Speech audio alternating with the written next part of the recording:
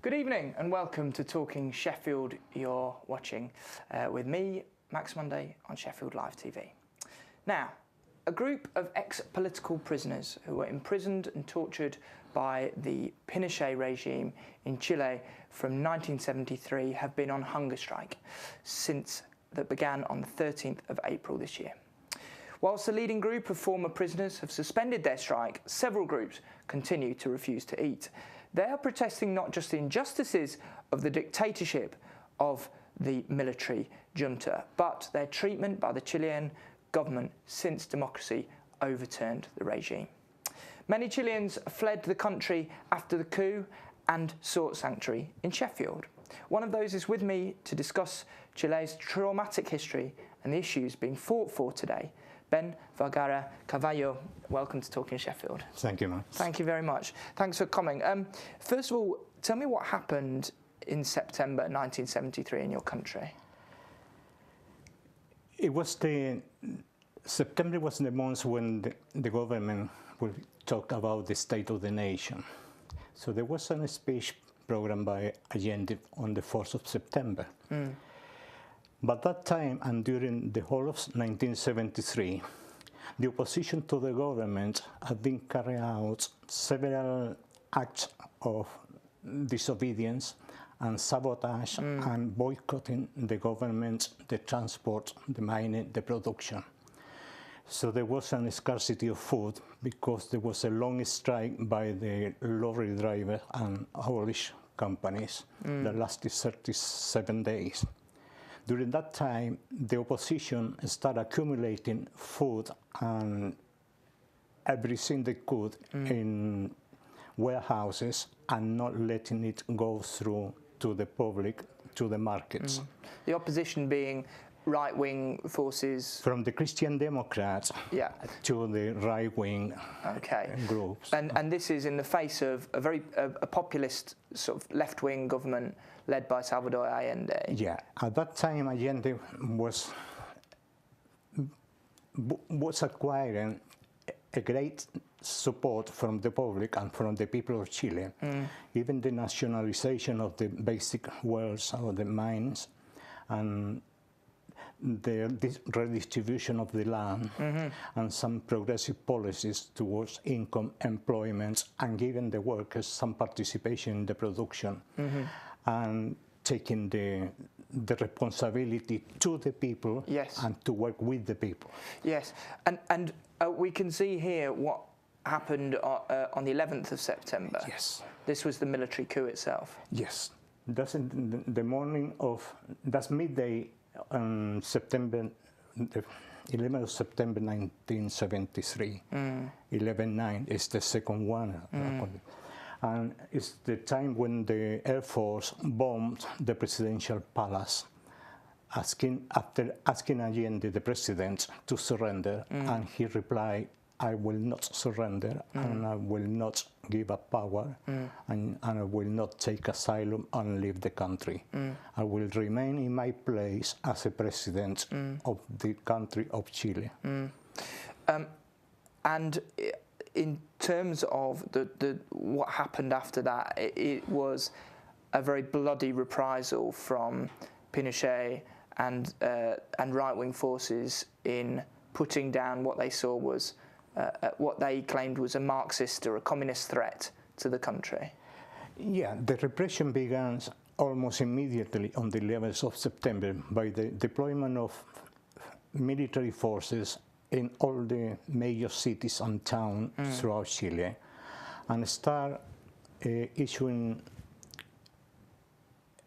calls to some people to surrender to the military or the armed forces and to approach or present themselves to the police, to the civil police, or to the military places, regiments. Yeah. And that was called Band 1, 2, and 3, from the most wanted to the people that the military junta wanted to have under control in jail or detain. Yes. At the same time, in different places in Santiago and some other towns and cities, there was an opposition or resistance to this coup at that time on the 11th and 2-3 days afterwards, yes, it was not sure if it was going to be a successful coup or not, because there had been attempts previously to that date. Okay. And so you had a situation that in those first few days, repression began immediately, but there was some attempts at resistance, but that was brutally crushed very quickly, wasn't it? Yes, it was by land, by air, by using the air forces and the military forces. And in Valparaiso and the other ports in Talcahuano, they used the Navy as well, the war ships, to start bombarding the places that they assumed there were resistance being carried out. Now, you left Chile a couple of years later. What were you doing at the time? Do you remember? When this coup was happening, and were you politically active yourself? Or? Yes, I was a student leader and a leader of the people and the shantytown dwellers. Right. And leader of the different states we call poblaciones. Yeah. And by that, I also was a wanted person. And I was a leader of the political party as well. Yeah. And I just remained in Chile and tried to get organized something, the resistance or the beginning of the resistance to the coup amongst the people in different places and different areas. Absolutely. What did that resistance involve? We didn't know at that time what form it was going to acquire that kind of resistance. An opposition in terms of not participating in the production or not turning up for work, like a general strike, yes, was the first thing that it was mentioned. Yes. Nothing about armed resistance at that point in time. That came later on, even when it was talked about in political by political leaders and political organizations prior to the coup. Right. But just as a programmatic element of some speeches made by the leaders of the different parties. Okay, so obviously you were organising students and poorer people in shantytowns, as you say. In terms of kind of what then came, the phrase "the disappeared" is a very powerful but complex kind of term. It covers lots of things, but the approach of the government was to disappear people, to take them, to torture them, keep them imprisoned, and execute a lot of people. When did you first become aware of this, that this was happening? Were people literally taken off the streets, in front of you, people you knew? The term of the disappear and people going missing after being detained by the armed forces and the forces of the junta, we didn't know that their whereabouts, because there were several concentration camps, where secret places where people were taken to be interrogated and tortured, and the authority didn't acknowledge the detention of anybody. So the relative or some people that approached the authority asking for their relative or friends, if any information was not provided by the authority. They denied everything. They denied that they were detained. So we didn't know what was going on and what was happening. So that happened after almost 12 to 15 months after the coup. Right, okay. And now reports are quite vary in terms of the sort of numbers involved, but up to 80,000 people were interned, as many 30,000 tortured, and between 1,200 and 3,200 people were murdered. A lot of it in the first year, a lot of it happening in 1973. Yes, 74 as well. Those were the peak of the massacre against the people. Those were the months when the high number of people were detained, summarily executed, and just detained and taken to places that nobody knew at that time.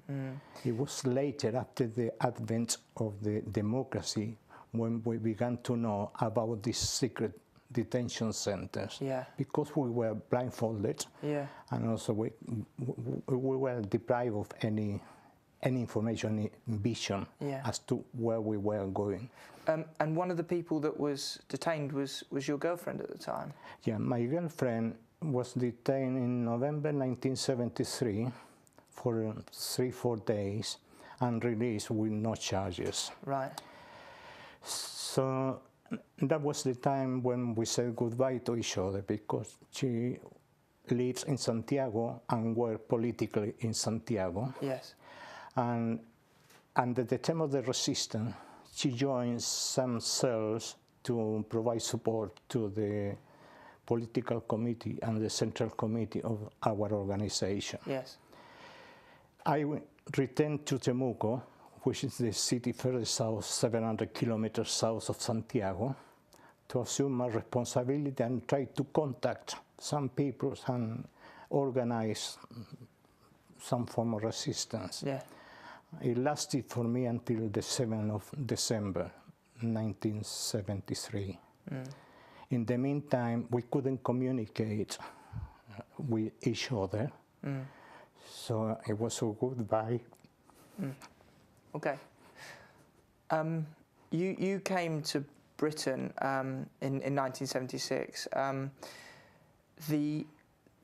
If we come up to the present day, though, and look at the experience of people who have suffered as a result of the regime, I mentioned at the start of the show that there are hunger strikes that are ongoing at the moment. Yes. Let's have a look at some of the images from the strike. You can see here the street protests. The strike is both about the injustices of the regime, but also about how they're treated now. Could you go into some detail about that? Yeah, when Pinochet left power, the government that took the democracy forward agreed to reconcile the country, and a reconciliation organization was created to normalize the living and the relation among the people in the country. Yes. So 2 commissions were created on that. And they promised heaven and earth to all the victims of the regime. The detainee, the one that were expelled from the country, the one that left the country, and the political prisoners. And they promised, in terms of material conditions, for benefits in better health and housing and things like this? Yeah, a pension. Yeah. Yeah, a decent pension, because we were not in condition to take our place of work or study. After being tortured or being in jail, the condition of post-traumatic stress disorder wasn't mentioned as that, I wasn't known as that. Everything was psychosomatic. So what we received and the torture we received was all in our mind, all psychosomatic. So we were in that kind of condition. The government decided to exonerate or to apply a pension to the people that were forced to leave their place of employment, and to compensate to the detainee or the political prisoners with a pension for life. But there were 2 different formulas used to calculate the amount of that compensation or that pension. And that's the main reason of the hunger strike at the moment, is the non-recognition of any of the 4 democratic governments after Pinochet to consider the condition of the people that were victims of the regime, of the dictatorship. And they're living on very small pensions at the moment? Yeah. The sum that it is considered the minimum to survive monthly is around £230 per month. But the pension only amount to £230 per month. Right, so just and that's for the whole family. They are not dependent, they are not taken into consideration if they're married, they have children or not. All those benefits were not included and are not part of the pension. It's just a lump sum monthly. And that's it. That's it. In addition to that and improving the condition, because of, as you say, the psychological damage that was done, the trauma, and their inability to work, have the ghosts, if you like, of the actual regime, of the crimes of that regime been laid to rest? Do people feel that there's justice been done on that in terms of the truth and finding out what happened to the disappeared, for instance, in addition to how they're treated now? No, the full spectrum of the Truth and Reconciliation program or intention were not met. Weren't met, right. Yeah. And that implies that we still don't know the whereabouts of the disappeared. 1,200 people are disappeared, and they don't know. We don't know where they are. A few of the criminals or the members of the secret police and the military or the armed forces have been taken to court and sentenced to jail in a paradise kind of jail. Really? Yes, it is with the most up-to-date comfort and commodities and comfort they can receive. Okay. But the majority of them remain secret because the second government of the democratic process, of the democratic stage, declared secret for 50 years the names of the perpetrators of all these crimes against humanity. Really? The names of the torturers are not allowed and not permitted to be mentioned in any case or any court case or any claim that the victim or the relative of the people take to court. So 50 years from the end of the regime, so is there about another 10 years for people to wait? No, 50 years from 1983. Right, okay. So it's going to be... So another 20 years. Another 20 years to... And yeah, that must be... I can't imagine what that's like in having to deal with that. I suppose finally, because unfortunately we don't have a lot of time, finally, do you think that Chile and the people who have left, the diaspora, such as yourself, can find a sort of point of peace, can find a resolution, even in the next 20, 30, 40 years? The resolution or a solution to a problem will be only on economic terms. Psychologically, will be never recovered from what happened. The memories still remain. There is not a single day when some thoughts cross our minds, and I mean ours for all the people that were there. And even more those that are on hunger strike now, because they are committing the ultimate sacrifice to get a compensation and recognition to the suffering that happened in Chile to many, many thousands of Chileans and people, old and young, male, female, children. Absolutely. Okay. The Chilean community in Sheffield are potentially having a demonstration or a vigil this Saturday, but people can have a look on Facebook and things, can they, to see about that? Yeah. Today, we have initiated an international coordination. Okay. So things like that happen in every country where Chileans are present. Excellent. Thank you very much. There we must leave it. Ben Vergara-Carvallo, thank you very much. Thank you. Okay, thank you very much. Okay, yeah, I'm sorry I had to rush you at the end. It was very close. Okay.